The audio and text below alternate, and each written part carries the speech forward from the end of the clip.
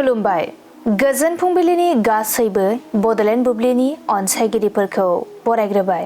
दिनै 11 नभेम्बर मंगलबारनि फान्जामुथिखौ फरायथिनो लादों आं उदांस्रि मुसाहारिया। फान्जामुथिनि गिबियाव दं मेष राशि। फिसा फिसा बाथ्रायावनो नांलायनाय जानो हागौ, गोजोन गैयै थासारि सोमजिगोन। वृष राशि। नोंथाङा गोथार खामानिफोरखौ मावफुंना लानो हागोन, गोसोखौ सान्थि मोनगोन। मिथुन राशि। मोजां मोनलायनायनि गेजेराव सन्देह सोमजिलायनो हागौ, गोबां दावराव दावसि सोमजिगोन। कर्क राशि। नोंथाङा जेखि हाबा मावा मानो आय गोनां जानो हागौ, मोजां सान। सिंह राशि।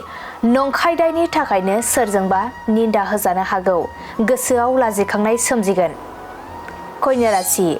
नोंथाङा गोजौ फारसे दावगालांनो हागोन, समाजाव बयजोंबो मान होजागोन। तुला राशि।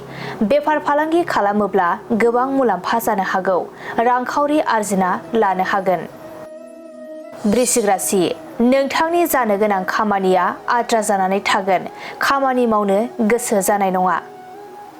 धनु राशि। लोगोथिनि गेजेराव बायदि हेंथा हेंसि सोमजिलायनो हागौ, सुथुर जालायना थागोन। मकर राशि। सोरजोंबा गोदान रादाय खानो हागोन, नोंथांनि थाखाय मोजां सान। कुम्भ राशि। गोसोआव अहंखार साननाय हनाय सोमजिगोन, अहंखारावनो गोरोन्थि हाबा मावफ्लांनो हागौ। मीन राशि। आखायाव थाखानाय रांखावरिया खहा जानो हागौ, बायदि मुवा बेसादनि गोनांथि जानो हागौ। दिनै सानसेनि राशि फरायथिनायाबो एसेनोसै। आसा खालामो नोंथांनि दिनैनि साना मोजाङै मोजां थांगोन, बेखौ बडलेण्ड बुब्लि नखरनिफ्राय मिजिंथिबाय। गोजोन्थों।